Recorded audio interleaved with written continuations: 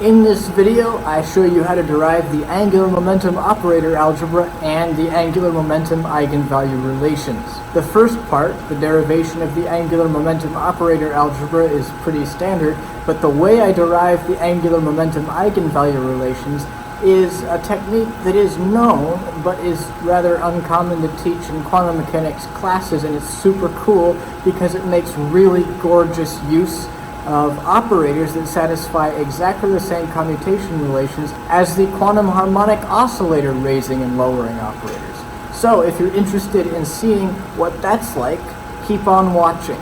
Let's now derive the angular momentum operator algebra and the angular momentum eigenvalue relations, where the latter part will be accomplished with a clever use of quantum harmonic oscillator ladder operators. Quantizing mechanics is often presented as the process of replacing classical quantities with operators that happen to satisfy certain non-trivial commutation relations that lead to the Heisenberg uncertainty principle being satisfied in its most general form. See a link in the description for a derivation of that general form of Heisenberg's uncertainty principle, it being the incorporation of Heisenberg's uncertainty principle that defines quantization.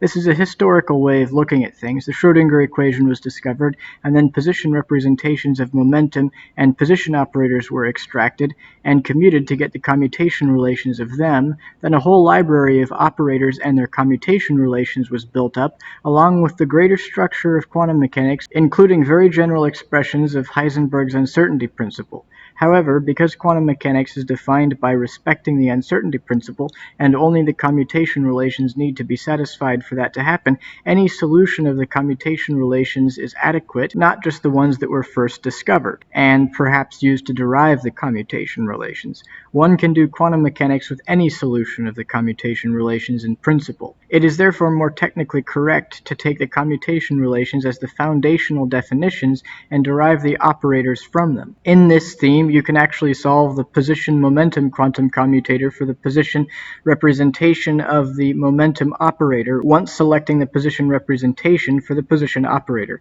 I have shown how to do this in a video before.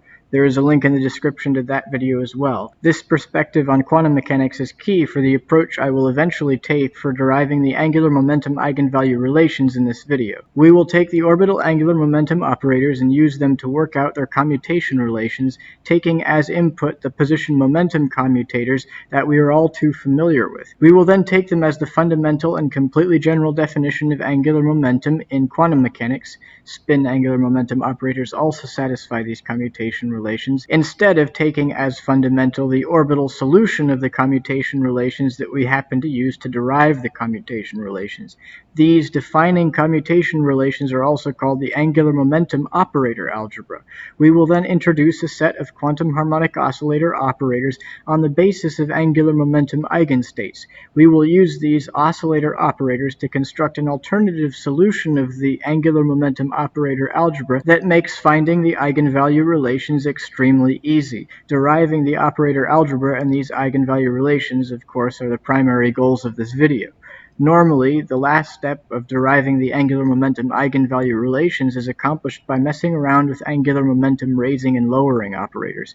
Here, we will do it cleverly with quantum harmonic oscillator raising and lowering operators. So, in short, we are deriving the angular momentum operator algebra and then using it to extract the eigenvalue relations the clever way with a somewhat non-standard trick: the oscillators. We will start this process with the classical formula for orbital angular momentum, which is this. Breaking this down into components gives these in Cartesian coordinates. This can be made quantum mechanical by considering the quantized operator versions of the observables involved. One thing we could do is select a particular representation of these operators, like the position representation, and then compute the commutators by applying them to a test function. There is, however, a slightly easier way. We can instead write out the commutators of the angular momentum operators and then rewrite these commutators in terms of the familiar position momentum commutators. We can subsequently just insert the values of these non-vanishing commutators in and simplify. Other position momentum commutators in the complete set that do equal 0 will be used throughout to justify the rearrangement of operators. The complete set of position momentum quantum commutators are the following, these ones. Let's start computing angular momentum commutators. First, every operator will obviously commute with itself, so we immediately have this relation. The mixed commutators are where things start to get interesting because it's where commutators start not equaling 0. If we write out the commutator and plug in the values here, we get this, and we can multiply that out and cancel terms that cancel right away, and then we can do some refactoring revealing these commutators. We find that they're the same commutators, so we can factor that out here and then write it just as a commutator, and then we can insert the value of that commutator and also realize that this quantity is just a z component of the angular momentum, giving us this relation.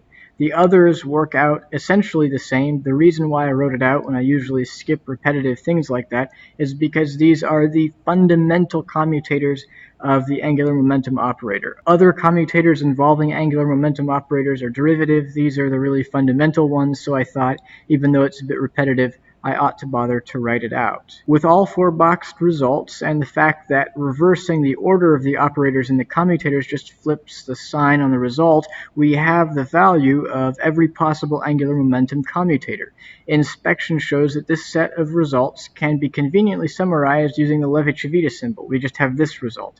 That encapsulates all the commutators of the components of the angular momentum vector operator with each other. With the basic commutators of the angular momentum operators computed, we can turn our attention to the prospect of computing angular momentum eigenstates. From quantum mechanics, we know that one can only have a complete set of simultaneous eigenstates of two different operators if those operators commute with each other, so we see immediately that we won't be able to construct a set of angular momentum eigenstates that are eigenstates of all components of the angular momentum vector operator, because they don't commute with each other. Therefore, we must define angular momentum eigenstates to mean something else. First, we know that we could construct a complete set of eigenstates for any one component of the angular momentum. Lz is usually chosen for this because it's simplest in spherical coordinates. The question then becomes, is there any other operator that is a function of the angular momentum operators that also commutes with the separate components?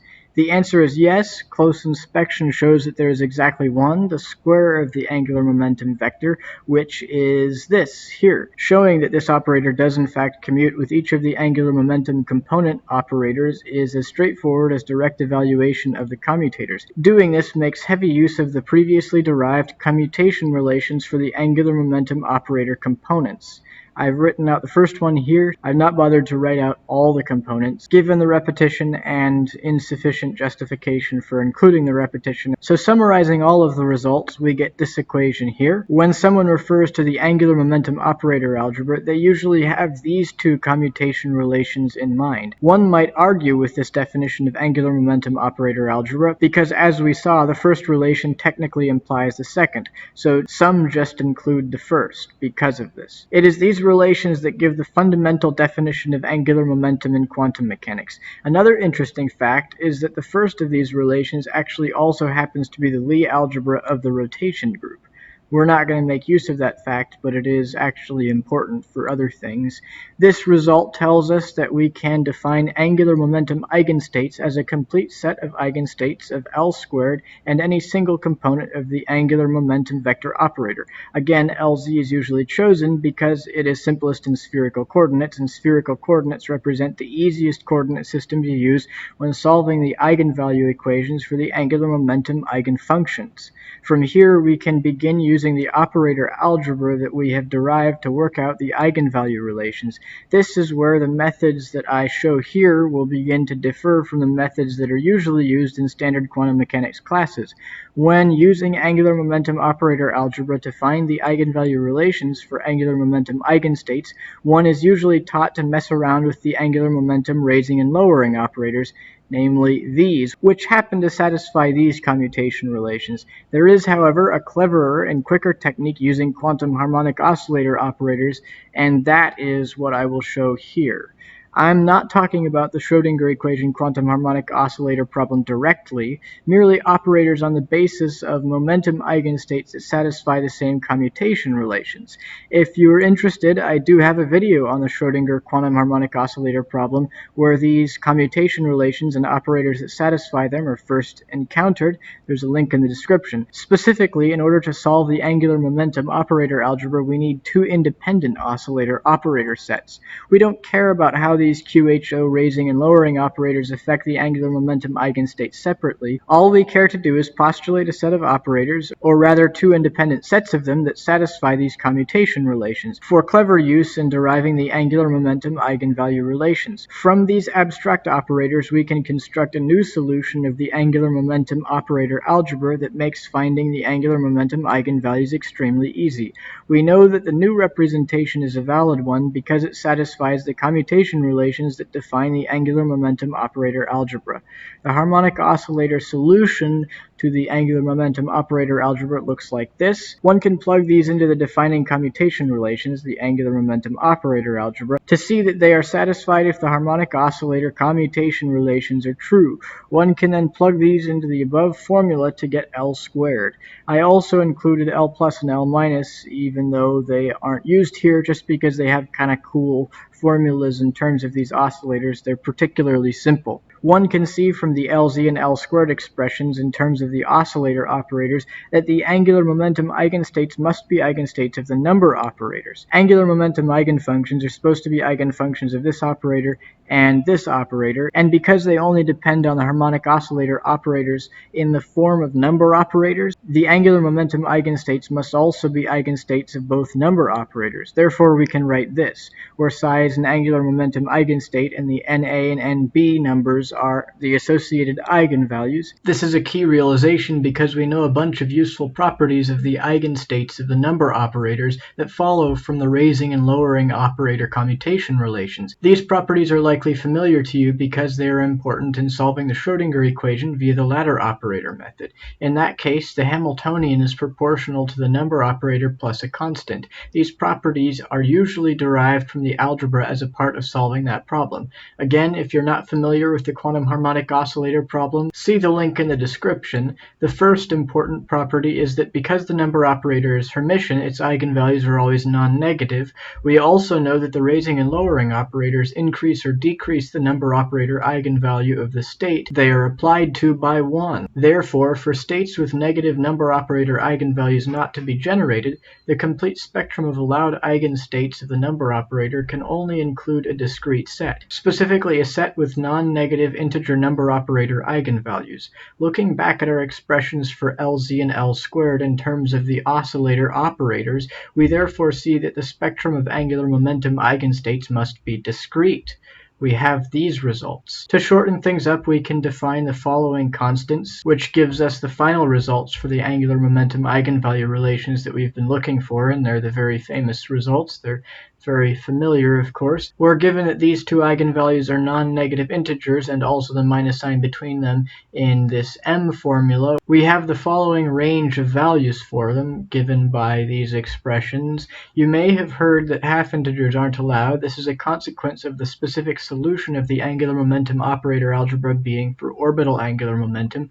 When one writes out a concrete representation of the orbital angular momentum operators, usually the position representation, and solves the resulting partial differential equations for the orbital angular momentum eigenfunctions, one finds that the complete set of them only consists of states corresponding to integer L and M. We only use the orbital angular momentum operators to obtain the angular momentum operator algebra. We then took that as the fundamental definition of angular momentum operators in quantum mechanics and found another solution to the commutation relations in terms of harmonic oscillators. This harmonic oscillator operator-based solution is not specific to orbital angular momentum. We are therefore done with our derivation of the angular momentum operator algebra and the eigenvalue relations. I personally found this particular derivation super interesting because of the use of harmonic oscillators to find a non-trivial and very unusual solution to the angular momentum operator algebra. I thought that was extremely beautiful mathematics. Now you know how to derive the angular momentum operator algebra, and you know a really clever trick with quantum harmonic oscillator operators for deriving the angular momentum eigenvalue relations, and you may have gained a deeper perspective on the nature of operators in quantum mechanics as you explored the concepts required to make use of this harmonic oscillator approach. Because you need to understand that it's the commutators that are the most fundamental thing and that any solution of the commutation relations will work. and therefore you can construct a super gorgeous, really cool solution with harmonic oscillator operators that makes the eigenvalue relation super easy to find without violating any principles of quantum mechanics. I hope you enjoyed this video. If you did, please give it a thumbs up, and don't forget to subscribe. D-Trick out.